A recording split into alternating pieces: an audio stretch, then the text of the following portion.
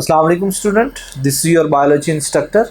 Student, हमने आज के लेक्चर में एंजाइम एक्शन मैकेनिज़्म को स्टडी करना है। बड़ा आसान सा टॉपिक है। देखिएगा, एंजाइम सबस्ट्रेट के साथ बाइंड होता है थ्रू बाइंडिंग साइड। अब मैं आपको पिछले लेक्चर में बेटा बताया है कि एंजाइम की एक्टिव साइड के दो पोर्शन होते हैं, binding side and catalytic side. तो here you can see that कि एंजाइम को सबस्ट्रेट को एंजाइम के साथ अटैच करने में हेल्प कर रहा है बाइंडिंग साइट। और क्या बनाता है एंजाइम सबस्ट्रेट कॉम्प्लेक्स। फिर बेटा क्या होता है कि एंजाइम सबस्ट्रेट कॉम्प्लेक्स जो है उसको एंजाइम एंड प्रोडक्ट में कन्वर्ट किया जाता है with the help of catalytic side. ठीक है, तो कैटालिटिक साइड क्या करता है, एंजाइम सबस्ट्रेट कॉम्प्लेक्स को एंजाइम प्रोडक्ट में कन्वर्ट कर देता है। ठीक है, अब इसके लिए बेटा दो मॉडल्स हमने स्टडी करने हैं। एक बेटा लॉक एंड की मॉडल है, ठीक है, और दूसरा इंड्यूस्ड फिट मॉडल है।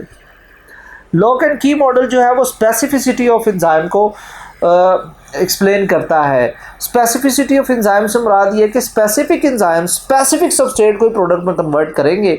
ठीक है, उनमें कोई वर्सटैलिटी नहीं पाई जाती। Emil Fischer was the person who describe the lock and key model in 1890।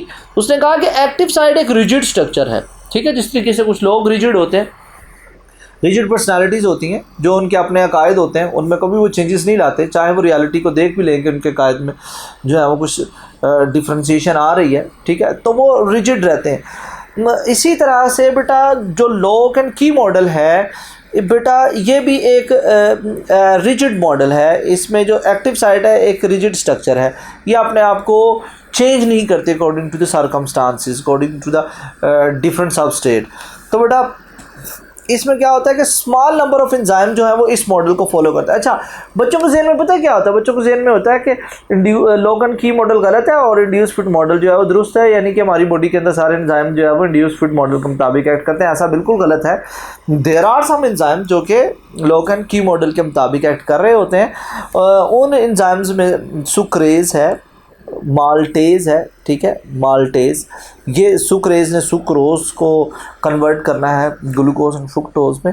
Maltose को दो ग्लूकोज में कन्वर्ट करेगा माल्टेज एंजाइम। तो ये स्पेसिफिकली इन्हीं सबस्ट्रेट को प्रोडक्ट्स में कन्वर्ट करते हैं। याद रखिएगा, ये नॉन रेगुलेटरी एंजाइम्स भी कहलाते हैं। आइए इंड्यूस फिट मॉडल की तरफ। तो बेटा पाकिस्तान में एक जगह है नारोवाल, तो वहाँ पर एक साइंटिस्ट था दानियाल। क्या नाम था उसका? दानियाल। ठीक है, तो ये दानियाल कोशलैंड साइंटिस्ट था। इसने इंड्यूस फिट मॉडल को पेश किया था। तो बिल्कुल ऐसा नहीं है पुत्र, this is not Daniyal, this is Daniel. ठीक है, दिस इज़ डैनियल कोशलैंड। ठीक है, पाकिस्तानी लोग जो हैं वो कम ही इस तरफ आते हैं। तो डैनियल कोशलैंड ने बेटा लॉक एंड की मॉडल को ही उसमें ही अमेंडमेंट करके उसने इंड्यूस फिट मॉडल को एक्सप्लेन किया। ये मॉडल वर्सटैलिटी ऑफ एंजाइम को बताता है कि enzyme, there are enzymes which are very versatile, मतलब वो एक सबस्ट्रेट के अलावा बहुत सारे सबस्ट्रेट को प्रोडक्ट में कन्वर्ट कर सकते हैं। इस केस में क्या होता है कि एक्टिव साइड एक फ्लेक्सिबल स्ट्रक्चर है। Active site is not a rigid structure according to induce fit model. Active site according to the shape of the substrate अपने आप को चेंज कर सकती है। ज़्यादातर एंजाइम बेटा इसी मॉडल को फॉलो करते हैं। ठीक है, इनको रेगुलेटरी या एलोस्टेरिक एंजाइम भी कहते हैं। फोस्फोफ्रुक्टोकाइनेज इसकी एग्जांपल ले लो। और इसके अलावा एक मैं एग्जांपल देता हूँ आपको, कार्बोनिक एनहाइड्रेज एंजाइम। प्यारे बेटा, ये ऐसा एंजाइम है, याद रखिएगा, ये हीमोग्लोबिन को ऑक्सीजन के साथ मिलाकर ऑक्सी हीमोग्लोबिन भी बनाएगा। ज़रूरत पड़ेगी तो ऑक्सी हीमोग्लोबिन को ब्रेक डाउन भी करेगा।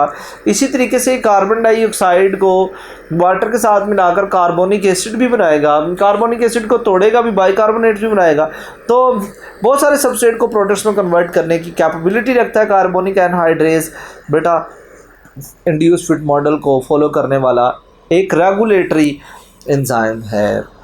तो ये दो मॉडल आप लोगों ने बेटा समझने हैं। ये देखें, लॉक एंड की मॉडल के लिहाज से बताया, ये एक्टिव साइट है। ठीक है, सबस्ट्रेट की ख़ास शेप है, इसी शेप वाले को इसके साथ फिट किया जा सकता है।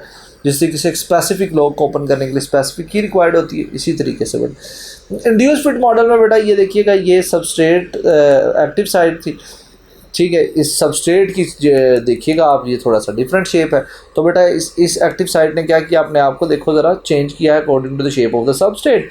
तो this is the induced fit model. ठीक है, तो बेटा हमें भी इंड्यूस्ड फिट मॉडल के मुताबिक एक्ट करना चाहिए according to the different conditions. हमें अपने आप को मोल्ड करना चाहिए, जैसा इन्वायरमेंट हो उसके मुताबिक जो है वो अपने आप को चेंज करें। तो एब्सोल्यूट स्पेसिफिसिटी क्या होती है? एब्सोल्यूट स्पेसिफिसिटी होती है कि अगर कोई एंजाइम एब्सोल्यूटली एक ही सबस्ट्रेट को प्रोडक्ट में कन्वर्ट करे तो उसे एब्सोल्यूट स्पेसिफिसिटी कहते हैं। एग्जांपल है बेटा सुक्रेज, सुक्रोज को ब्रेक डाउन करता है। ठीक है, अब बेटा फैक्टर्स पे आ जाइएगा। बेटा हमने इधर कुछ फैक्टर्स पढ़ने हैं, उसमें सबसे पहले पे टेम्परेचर पे आ जाएं कि हमारी बॉडी का जो ह्यूमन बीइंग के लिहाज से देखें 37 degree Celsius which is equal to the 98.6 Fahrenheit. ठीक है, ये टेम्परेचर, इस टेम्परेचर में क्या होता है जी, ये हमारे लिए बड़ा ऑप्टिमम टेम्परेचर है। इस टेम्परेचर पर हमारी बॉडी में मैक्सिमम एंजाइम अच्छा परफॉर्म करते हैं। बेटा अगर टेम्परेचर कम हो जाएगा तो एंजाइम क्या रेट ऑफ रिएक्शन भी कम हो जाएगा। रीज़न इसकी ये है कि जब टेम्परेचर कम होता है तो एंजाइम के अंदर जो मॉलिक्यूल्स हैं, उन मॉलिक्यूल्स की जो काइनेटिक एनर्जी कम होती है। ठीक है, तो ज़ाहिर बात है जब उनकी काइनेटिक एनर्जी कम होगी, हीट जब कम है, काइनेटिक एनर्जी कम है, तो उनके इंट्रैक्शन भी कम होंगे, कोलिजन्स भी कम होंगे, तो वो फिर प्रोडक्ट्स में कन्वर्ट नहीं होगा। इसी तरीके से अगर टेम्परेचर ज़्यादा करें तो यहाँ पर दो काम हो सकते हैं। अगर तो थोड़ा सा ज़्यादा किया तो ये एंजाइम इनएक्टिव होगा, लेकिन अगर बहुत ज़्यादा कर दिया तो एंजाइम का बेटा जो एंजाइम का ग्लोब्यूलर स्ट्रक्चर है, जो टर्शरी प्रोटीन है, वो टूट जाएगी। ठीक है, तो ये आप लोगों ने याद रखना है। डीनेचुरेशन प्रोसेस क्या होता है? ठीक है, इनएक्टिवेशन और डीनेचुरेशन में फ़र्क है। इनएक्टिवेशन में उसका ग्लोबुलर स्ट्रक्चर ब्रेक डाउन नहीं होता, ठीक है, जबकि डीनेचुरेशन में ग्लोबुलर स्ट्रक्चर डैमेज हो जाता है। अब बेटा पीएच को देखिए ज़रा। तो बेटा हमारी बॉडी की डिफरेंट इन्वायरमेंट की पीएच डिफरेंट है, तो नेचर ने हर एंजाइम को भी डिफरेंट बनाया अकॉर्डिंग टू द पीएच। यानी कि कुछ एंजाइम जो हैं वो 2 pH पर एक्ट करते हैं, कुछ 3 पर, कुछ 4, कुछ 5, कुछ 6, कुछ 7, 8, 9, 10। ठीक है, तो डिफरेंट pH पर एक्ट कर रहे हैं। वो वाली pH जिस पर एंजाइम एक्स्ट्राऑर्डिनरी एक्ट करता है वो क्या कहलाती है? Optimum pH। हाँ, अब अगर pH अच्छी नहीं मिल रही, यानी कि ऑप्टिमम pH नहीं मिल रही, कम अगर pH है या ज़्यादा pH है, तो इन दोनों केसेस में क्या होगा कि एंजाइम इनिशियली तो इनएक्टिव होगा और बाद में उसकी आयनाइजेशन चेंज होगी। ठीक है, इनएक्टिव हो गया, लेकिन बाद में अगर बहुत ज़्यादा चेंज है तो एंजाइम का जो अपना ग्लोबुलर स्ट्रक्चर है वो भी डैमेज हो सकता है। ठीक है स्टूडेंट, सबस्ट्रेट कंसंट्रेशन को देखिएगा कि अगर आप इस तरीके से बेटा एक तरफ सबस्ट्रेट बढ़ाते जाते हैं तो बेटा याद रखिएगा रेट भी इंक्रीज़ होता जाता है।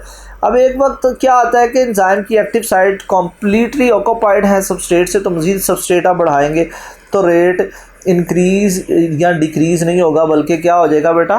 कांस्टेंट हो जाएगा। ठीक है, इस पॉइंट को हम कहते हैं सैचुरेशन पॉइंट। क्या कहते हैं बेटा? सैचुरेशन पॉइंट कहते हैं। सैचुरेशन पॉइंट से पहले पहले एक्टिव साइट अवेलेबल थी, बाद में कोई एक्टिव साइट अवेलेबल नहीं होगी। तो this is the substrate concentration. Enzyme concentration तकरीबन इससे मिलता जुलता है। ठीक है, तो बेटा लास्ट में इनहिबिटर्स हैं। ठीक है, इनहिबिटर्स को देखिएगा। इनहिबिटर वो वाले बेटा केमिकल होते हैं, वो वाले सब्सटेंसेस होते हैं जो क्या करते हैं बेटा, जो सबस्ट्रेट की जगह इस्तेमाल होंगे। ठीक है, प्रोडक्ट के साथ मिलेंगे और एंजाइम के साथ मिलेंगे और प्रोडक्ट्स नहीं बनने देंगे। ठीक है, बहुत सारे हैं बेटा इसमें, पॉइजन, एंटी मेटाबोलाइट्स, ड्रग्स वगैरह, ये बहुत सारे जो है वो इनहिबिटर्स हो सकते हैं। दो तरह के बेटा, रिवर्सिबल और इरिवर्सिबल। रिवर्सिबल और इरिवर्सिबल को फिर आगे से हमने कैटेगराइज किया। इरिवर्सिबल तो ये कोवलेंटली बॉन्डेड होंगे, उनको न्यूट्रलाइज नहीं किया जा सकता और ये परमानेंटली जो है वो ब्लॉक कर देते हैं एक्टिव साइट को, तो वो इरिवर्सिबल है। ठीक है, अब जो रिवर्सिबल है उनकी आगे से बेटा दो टाइप्स हैं, competitive and non competitive. Competitive ये ऐसे एंजाइम इनहिबिटर होते हैं जो कि एंजाइम के साथ, ये जो एंजाइम है इसके साथ, ठीक है, ये कॉम्पिटिटिव इनहिबिटर जो होंगे वो क्या करेंगे, इसके साथ जो है वो अटैच होंगे। वजह ये अटैच इसलिए होंगे क्योंकि इन कॉम्पिटिटिव इनहिबिटर की जो स्ट्रक्चरल सिमिलैरिटी है वो इस एंजाइम का जो सबस्ट्रेट था वैसी हैं, ठीक है। तो ये क्या करेंगे, जैसे एक एग्जांपल है आपकी बुक में, succinic dehydrogenase enzyme, succinic dehydrogenase enzyme जो है ये क्या करता है, ये सक्सिनेट को कन्वर्ट करता है फ्यूमारेट में, ठीक है। लेकिन बेटा क्या हुआ, यहाँ पर एक इनहिबिटर आया और उस इनहिबिटर का नाम है जी मेलेट या मेलोनेट, ठीक है। तो ये जो मेलोनेट है ये बिल्कुल किससे मिलता जुलता होगा बेटा, ये सक्सिनेट से। स्ट्रक्चरल सिमिलैरिटी किस जैसी है, सक्सिनेट जैसी। और ये बेटा इनहिबिट किसको करेगा, ये सक्सिनिक डीहाइड्रोजिनेज को इनहिबिट करेगा और प्रोडक्ट नहीं बनने देगा। तो बेटा ऐसा इनहिबिटर जो है जिसका कंपटीशन चल रहा है उसे कॉम्पिटिटिव इनहिबिटर कहते हैं बेटा, ठीक है। इसकी एग्जांपल मेलोनेट है। अब एमसीक्यू आ सकता है कि मेलोनेट किसको इनहिबिट करता है, तो याद रखिएगा इसने हमेशा एंजाइम को इनहिबिट करना है। इनहिबिशन हमेशा एंजाइम की ही होगी, ठीक है, सबस्ट्रेट की नहीं होगी, ठीक है। सबस्ट्रेट के साथ इसकी क्या थी, जस्ट स्ट्रक्चरल सिमिलैरिटीज़ थी। नॉन कॉम्पिटिटिव इनहिबिटर जो होते हैं बेटा ये याद रखिएगा, ये ना अदर देन एक्टिव साइट ये अटैच होंगे, यानी एलोस्टेरिक साइट पर अटैच हो सकते हैं, ठीक है। इनमें इनकी भी आगे से दो टाइप्स हैं, ठीक है, एक रिवर्सिबल और दूसरे इरिवर्सिबल हो सकते हैं, ठीक है। खैर नॉन कॉम्पिटिटिव बाज़ औक़ात तो सिर्फ़ और सिर्फ ये जो एंजाइम है या एंजाइम की ये एलोस्टेरिक साइड पर आकर अटैच होंगे, ठीक है, और चेंजेस लेकर आएंगे एक्टिव साइड पर भी और ब्लॉकेज हो जाएगा, ठीक है। तो ये टेम्परेरी था।